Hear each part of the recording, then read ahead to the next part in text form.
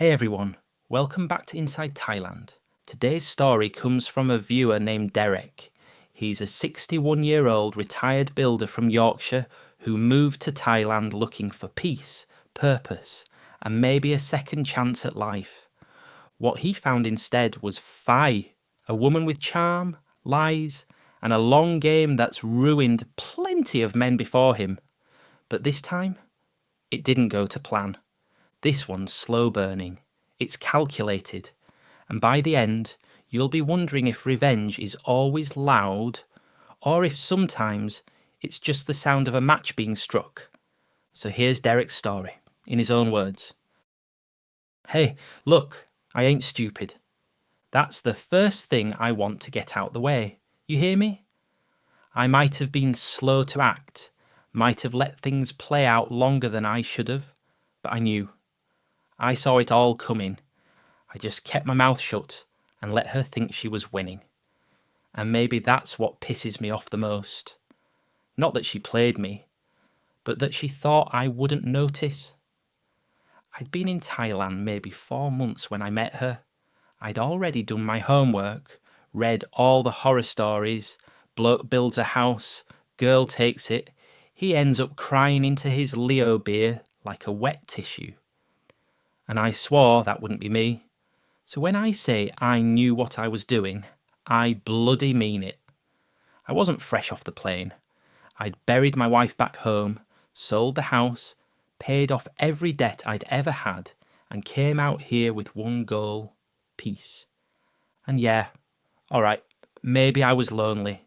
Maybe I didn't realise how much I missed hearing someone say good morning or ask if I'd eaten. You don't think about that until it's gone, you know? But don't mistake that for desperation. I didn't need love. I just needed, I don't know, someone to talk to who wasn't trying to sell me fried insects or a knockoff Rolex. Phi came into the picture quiet, like fog rolling in. Not flashy. No short skirts or hello handsome nonsense. She was working at a hardware stall in town of all places. I was picking up bags of cement, sweating my arse off, and she laughed. Not at me, but like she'd seen something in me. Said I looked like a real man, like someone who knew how to build things. I'd been called a lot of things in my life, but never that, so I played it cool. Said something about bricks not talking back, unlike people. She laughed again. Real laugh, or what I thought was real. We had coffee. Then, a week later, she showed me a bit of land her family owned outside town. Said it was peaceful, no noise, no drama. Told me I could build there if I wanted. We make something together, she said. I nodded, but in my head I was already measuring the soil depth and checking the road access. Thing is, from the very start, I could see the angles. You get to my age, you've been in enough pubs, worked enough sites, buried enough truth in concrete, you know when someone's playing a role. But I let her think she was the clever one, that I was just some daft pensioner with money and a soft heart. I even smiled when she thought she was being subtle, because what she didn't know is I never start building unless I already know how I'll tear it all down. First time we properly talked, I was leaning on a stack of rebar, sweat dripping down my back, hands grey with dust. She brought me a bottle of water without me asking. Just walked up and said, "You look like you're melting." And you know what? It didn't feel like a line. It felt like something my wife would have said. That's what threw me. That tiny flicker of familiarity. She wasn't like the others in town. No big hair, no neon nails, no English words like darling or baby thrown about. She had her hair tied back, wore a plain t-shirt and flip-flops. Her nails had paint splatters on them, like she actually did things with her hands. She didn't giggle. She chuckled low, like a bloke. That made me trust her. Or at least, pretend to. We sat on a curb outside the shop, drinking that water. She asked about England. I told her about Yorkshire rain and bacon sandwiches. She said she hated cold weather. Said she liked strong men who build things. She called me Kun Derek at first. By the third time, just Derek. I caught that. It's those little things that tell you how someone's angling. Couple days later, she brings me papaya salad for lunch. "You too skinny," she says. I laugh. I'm not skinny. My belly's been here since '98. But I take it anyway. Then she starts showing up more. Always when the lads were gone. Always when I was alone. She'd bring a bag of nails, or some tape, or a good price on cement. Like she was easing herself into my day without me noticing. I played along, asked about her family. She said her husband died years ago. She said she lives quiet now, helps her mother. I nodded, but inside I was already clocking her story. People who tell you they're quiet usually aren't. People who keep repeating no drama usually come with drama. I've learned that, and one evening she invites me to see her family's land. Very nice, many trees, she says. I follow her on my motorbike, dust whipping in my face, thinking the whole time, this is it. This is the pitch. And sure enough, she shows me this plot. Maybe half an acre, palm trees on one side, little rice field on the other. She says, "You build here. You never go back to Farang country." She says it like a promise, like a spell. I squat down, grab a handful of dirt, roll it between my fingers. Good soil, dry but firm. You can tell a lot from soil. I look at the road access, narrow but doable. I look at her. She's watching me like a cat watches a mouse. I smile, slow. "Maybe," I say. Inside, I'm thinking, "Go on, Fi. Show me your cards. I've got time." Back in town, she holds my arm as we walk. Her fingers are rough, not soft. She talks about temple days, about her niece, about how Farang always get it wrong in Thailand. She says, "You different. You smart." I almost laugh out loud. Smart? She hasn't seen nothing yet. She brought it up over dinner. Not some fancy restaurant, just grilled chicken on a plastic table outside a 7-Eleven. That's how she did things. Low-key. No pressure. That's what made it all feel real. "Derek," she said, dipping sticky rice into sauce. "You happy here?" I said, "Yeah, for now." She smiled and said, "You build small house, you stay long time." That was the moment. She slid it in soft, like she was suggesting I try a different sauce, not drop 1,000,000 baht into her family's land. I didn't answer right away, just nodded and kept chewing, like I needed to think about it. But the truth is, I'd already decided weeks ago. I was going to build. I just hadn't decided who'd end up owning it. I asked the right questions. "Whose land is it?" She said her mother's. "Can Farang own it?" She shook her head. "No, but you can build." I take care. Now here's where most men lose the plot. They get stars in their eyes. They think love means trust, and trust means not asking for proof. Not me. I told her, if I build anything, I want photos, papers, names. She laughed and said, "You think I steal?" I looked her straight in the eye and said, "Not yet." She didn't laugh after that, but she brought the paperwork, took me to the village headman, old boy with sunburnt cheeks and a gut like a watermelon. He stamped a form saying the land was for use, not ownership. All smoke and mirrors. Meant nothing legally. But I signed anyway, because here's what no one tells you. Sometimes signing the wrong paper is the right move, if you already know how the ending's going to play out. We started laying the foundation the next week. I handled all the materials, hired 3 locals I trusted, kept receipts for every baht. I even installed my own CCTV, said it was for security. She didn't ask for the password. That told me she wasn't planning to stick around for the aftermath. But I let her believe she had me wrapped round her finger. When she asked if I wanted her name on anything, I said, maybe later. When she asked about my bank account, I said, I use cash. And when she said, you love me, I said, I trust you. And I did, just not the way she thought. I trusted she'd try something eventually. So I made sure I'd be ready when she did. You learn a lot about people when you're building something from the ground up. Most can't hide who they are for more than a week. Fi managed almost 2. Impressive, really. Mornings were the best. I'd wake up before the sun cracked the sky, pull on the same dusty shirt, pour instant coffee into a chipped mug, and sit outside watching the chickens strut through her auntie's field. Fi'd still be asleep, hair all over, drooling into my old England rugby tee like she owned the bloody thing. For a while, it felt good. Familiar. Almost like I'd gotten lucky. We laid the slab in 4 days. Rebar, mesh, poured concrete, all by hand, no shortcuts. I paid for everything, tracked it in a little black notebook. Fi would come down with fruit and sticky rice, feed the boys lunch, laugh with them like she belonged. She'd call me boss man and slap my back. It all looked perfect, and that's how I knew it wasn't. When something's too perfect, it's fake. Thailand taught me that fast.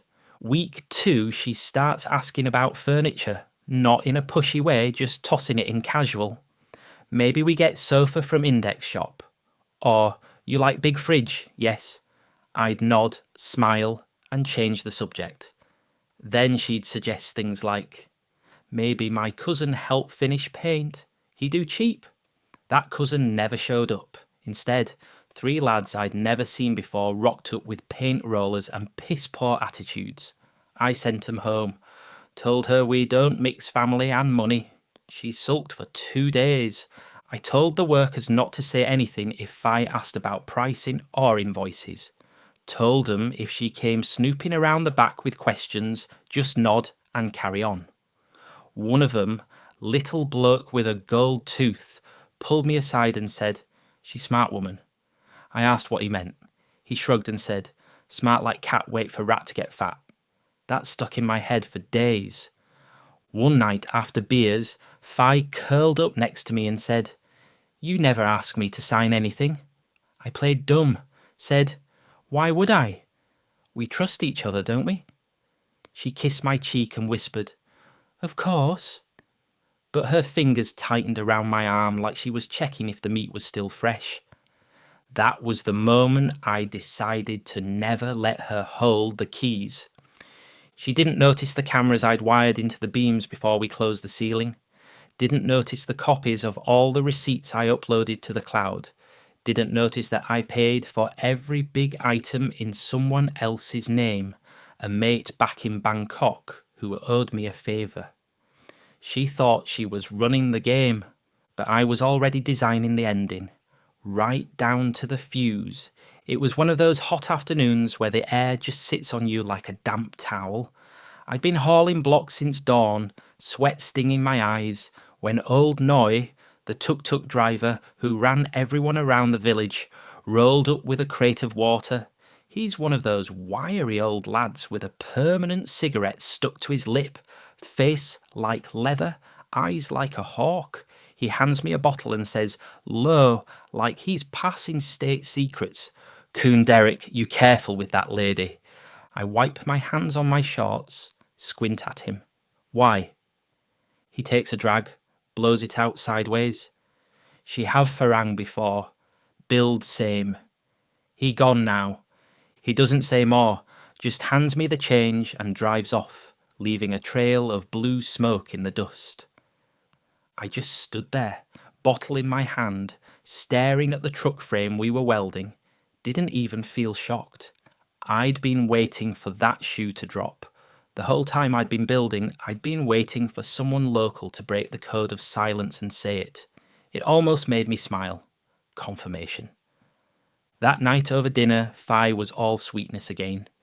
Made me fish curry, told me her niece loved the school supplies I helped buy. She tried to get me talking about bank accounts. "We save together," she said. "You put money in my name, no tax problem." I nodded like a docile idiot, scooped curry onto my rice, and said, "Maybe later, when the house done." Inside, I was replaying noise warning over and over, but not like a panic, like a plan.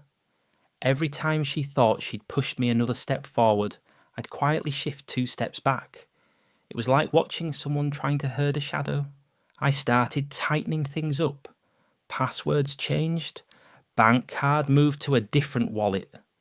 Truck papers locked in a metal box she didn't know about. The cameras hidden in the beams got new SD cards. And every morning, before she woke up, I'd take a slow lap of the site, noting where every tool and receipt sat. I wasn't paranoid. I was documenting. She didn't notice the change because I kept my face the same, still called her darling, still let her spoon rice onto my plate, still pretended I didn't see her texting under the table.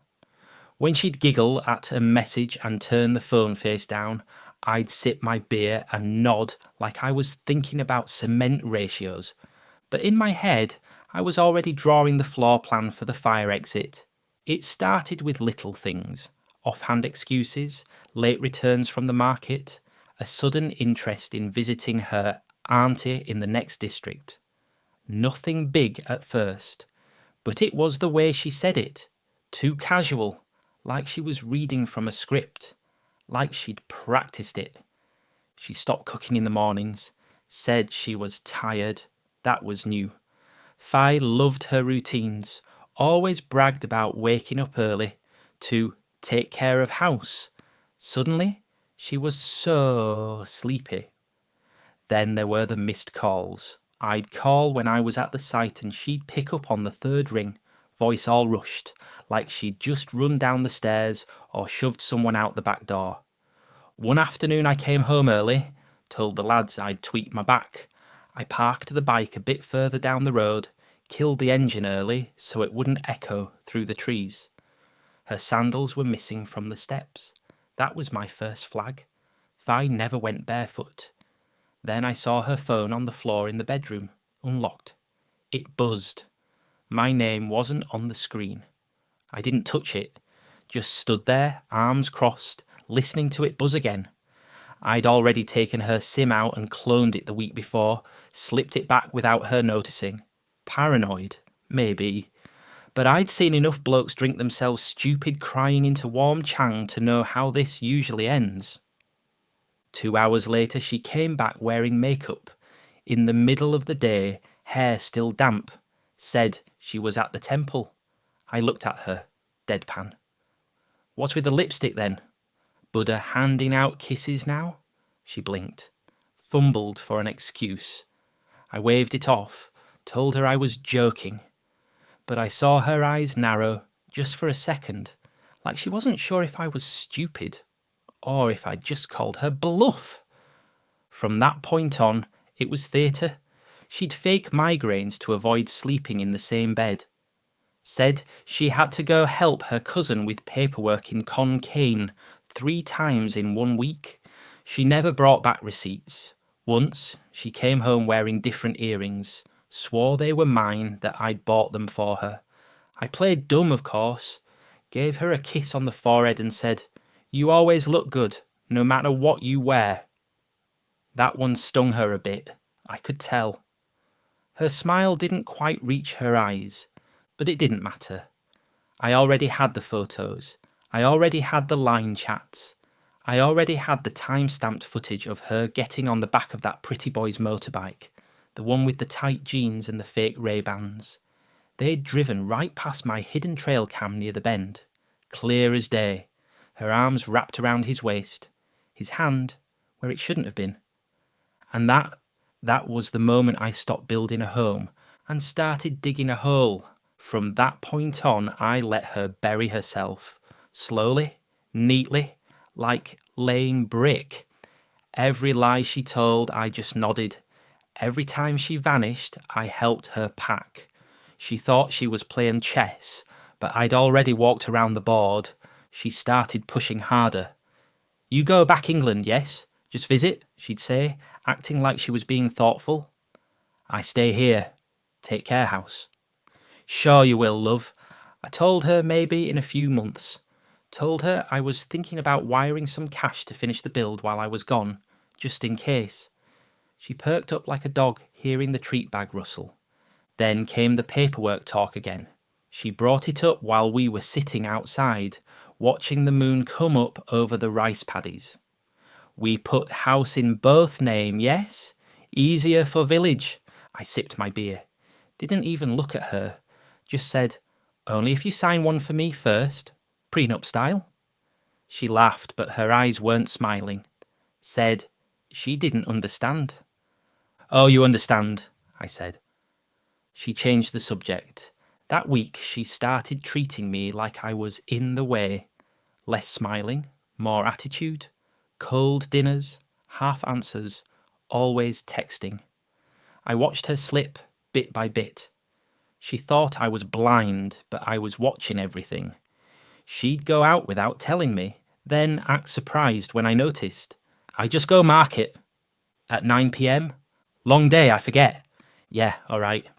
I started laying bait, told her I had a mate back in the UK who might want to invest in some land, maybe build a rental place near ours.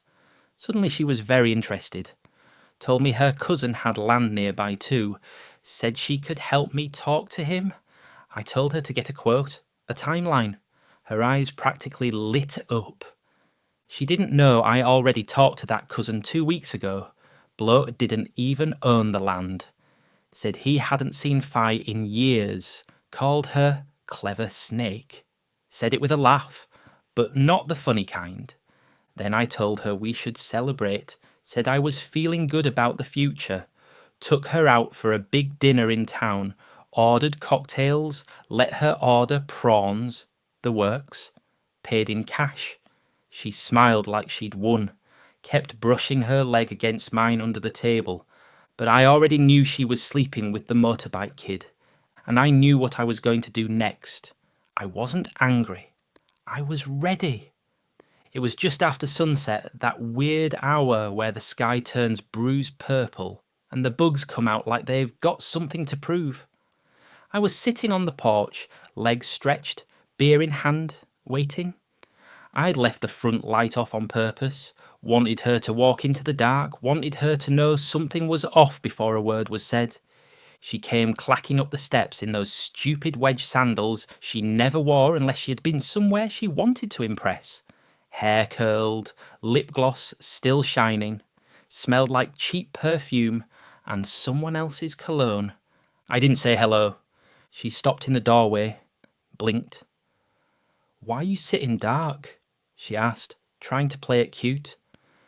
I didn't answer, just reached over to the little side table, picked up the folder I'd been holding, thick with screenshots, printouts, a photo of her and that boy on the back of his Yamaha, hand on her thigh like it belonged there, tossed it at her feet.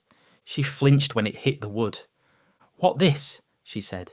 You tell me, I said, still calm. My voice came out lower than I expected. Flat, like I'd run out of steam. She bent, picked up the folder, started flipping through. I watched her face change, confused, then scared, then angry, like a snake, realising it just got stepped on. Who give you this? You spy on me, you crazy man. That's when I stood up, full height. I don't raise my voice often, I save it. But when I do, it hits. And that night, I let it rip. You think I'm fucking stupid? You think I spent $1 million baht building your holiday love shack just so you can shag some 20-year-old noodle seller with a plastic gold chain and no bloody helmet? She shouted back. Thai words first, fast, hard, spitting like a broken hose, then English. You old man! You boring! You only build. No fun, no smile, just angry face. Oh, I've got something to smile about now, I said, stepping closer. You thought you were clever, didn't you? Thought you'd milk me dry and toss me out once the plaster dried. Well, guess what, love? I built that house. I know every brick, every screw, every place you hide your lies, she screamed. Picked up a glass and chucked it, missed by a mile, shards scattered across the porch. You go, she screamed. You no welcome here, this my land. I laughed. A deep, tired, bitter laugh that came from somewhere low in my gut. I know, I said. I knew it was always yours. That's why I never made it home. And then I walked off that porch, didn't even slam the door. Just let the silence echo behind me.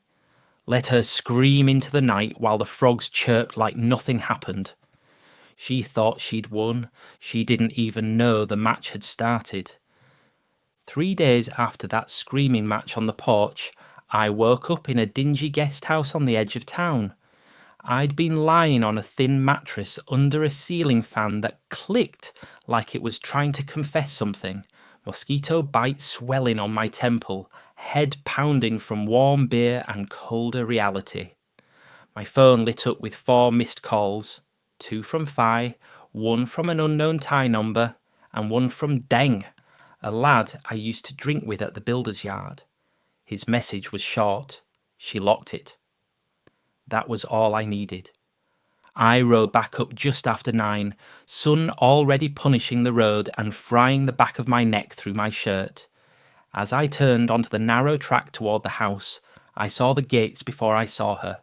Thick chain, brand new red padlock glinting in the light, still had the price sticker on it. There was Phi, sitting pretty on the porch, like a queen, arms crossed, legs swinging like nothing had happened. She wasn't alone either.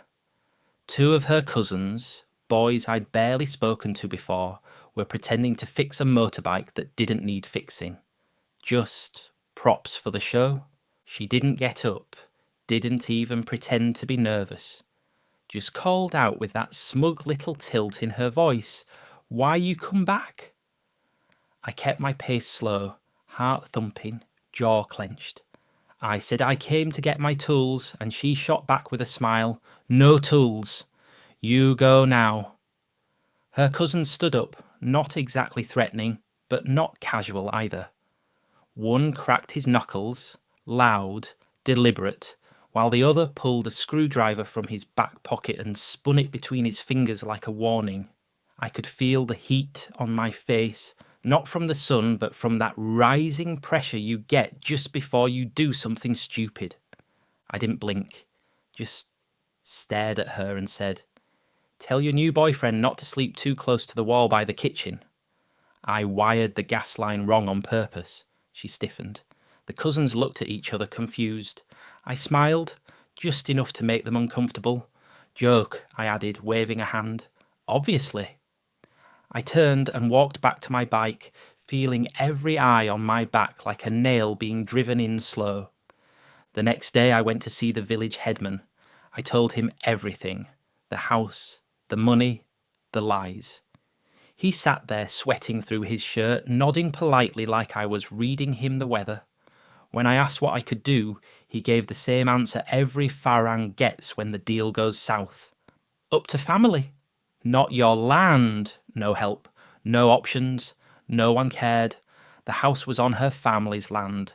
That meant, legally, it wasn't mine. No matter what I paid, no matter what I built with my own hands. Everything I'd done there, wiped out with one padlock and a crooked smile. I thought about going to the police, but for what? There was no contract, no land in my name, no trail that meant anything. All those receipts, all those photos, they weren't worth the paper they were printed on. Phi hadn't stolen from me. She just waited for me to hand everything over and then shut the door in my face. That's not a crime here. That's tradition. And if I'd cried to a cop, they'd have laughed behind my back, same as they did to the last dozen mugs who fell for a smile and a massage. So I did what every other sad old bastard does when the game's up. I checked into the cheapest room I could find, a guest house with mould on the windows and a toilet that smelled like a scrapyard. I laid on the mattress for hours, staring at the ceiling fan as it squeaked and wobbled, thinking about all the nails I'd hammered into that house, the way the concrete settled, the weight of the roof tiles. I thought about the corner of the kitchen where I'd hidden the wiring she didn't know about. I didn't think about her. Not really. I'd already grieved her before the first brick was laid. I didn't feel heartbroken. I didn't feel dumb. I felt ready. Because what she didn't know was for every step she thought she took ahead of me, I'd already built a staircase underneath her. I let her evict me. I let her change the locks. And I let her think it was over, but it wasn't. Not even close. The house burned 5 nights later. I was sat in a bar in town when I heard. One of the labourers I used to buy lunch for came running in, face pale and soaked with sweat. "House on fire, Coon Derek. Big fire. All gone." I didn't flinch. Just sipped my beer, nodded once and asked, "Anyone hurt?" He shook his head. "No people. Nobody there.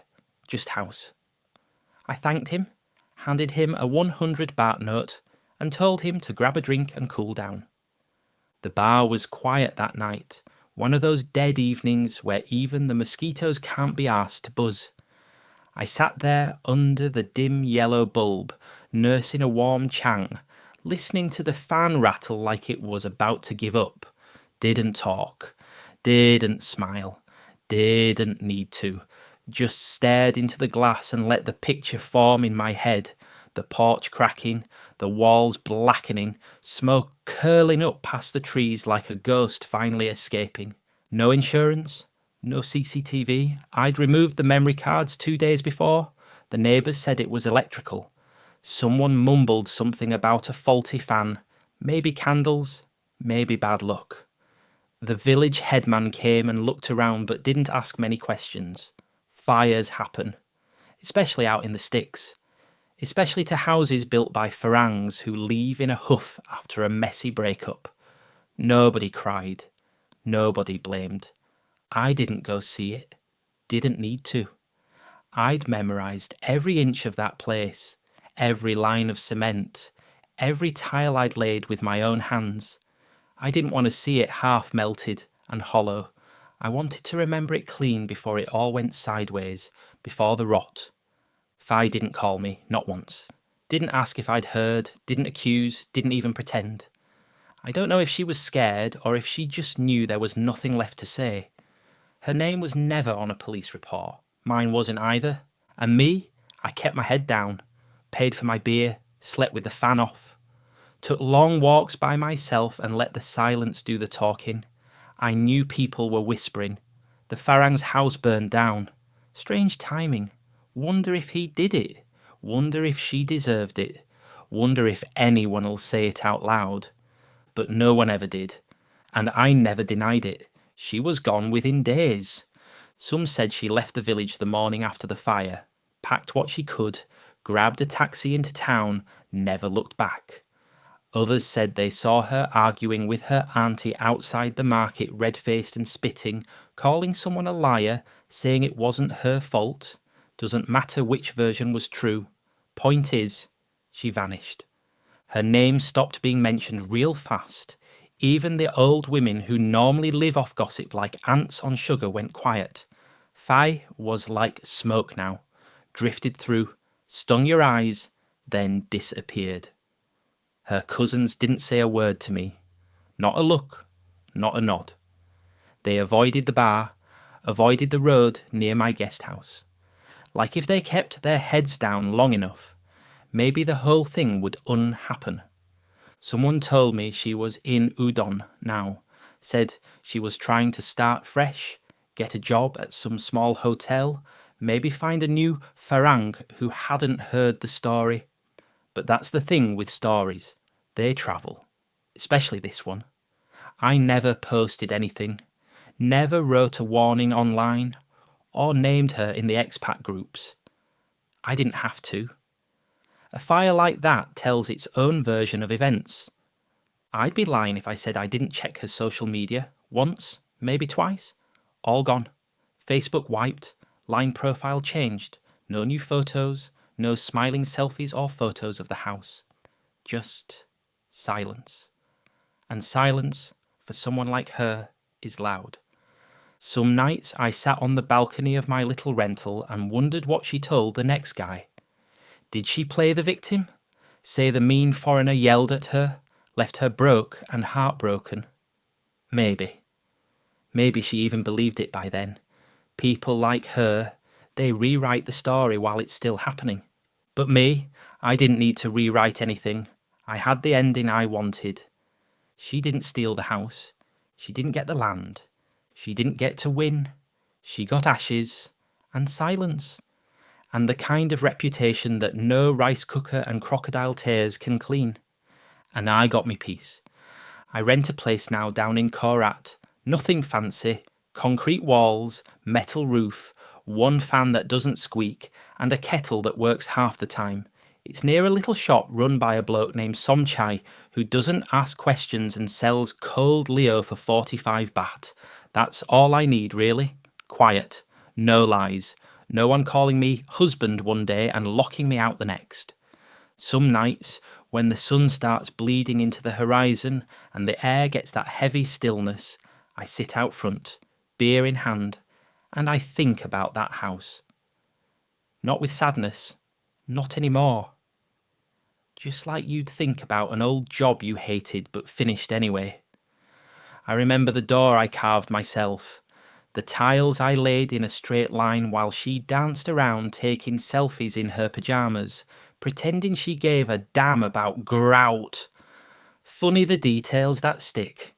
You know, some lads, when this kind of thing happens, they fall apart. They spiral. They blame Thailand. Blame all Thai women. Swear off relationships, drink themselves stupid, or fly back home with nothing but a suitcase and a chip on their shoulder. That wasn't going to be me, because I was never the victim. She thought I was. That's the difference. Phi thought she could play the long game, build me up, wear me down, take the house and my dignity, and maybe even a few retirement payments if she pushed hard enough. But what she didn't realise, what none of them ever do, is I'm not like the others. I watched. I waited, and when the time came, I took everything back without a single word, without laying a hand on her, without raising my voice more than once. And no, I'm not going to sit here and admit anything. You want to read between the lines? Go ahead. All I'll say is, fires happen, especially in cheap builds, especially when someone forgets how wires work, especially when karma needs a little push. I never saw her again. Don't want to. Don't need an apology or some sob story about her sad little past. She made her move, and I made mine. Only difference is, mine was final. Now I build smaller things, birdhouses mostly. A few benches for the temple when they ask nicely. Stuff that can't be taken away. Stuff that doesn't pretend to love you. And if anyone asks about that house up north, I just smile and say, it burned real fast. Dry season'll do that. Then I raise my beer, change the subject, and move on. That was Derek's story. A quiet builder who let everyone, including Phi, believe he was just another clueless Farang laying bricks for love, but underneath it all, he was stacking something else. Receipts, evidence, and a quiet, brutal kind of revenge. He didn't scream when she betrayed him. He didn't beg when she kicked him out. He just waited. And when the house burned to the ground, no one saw a thing. No one asked questions. And Derek, he just bought another beer and changed the subject. Cold, calculated, and deeply satisfying. If you've got another tale like Derek's, something you've never said out loud but still think about every damn day, you know where to send it. Thanks for watching Inside Thailand.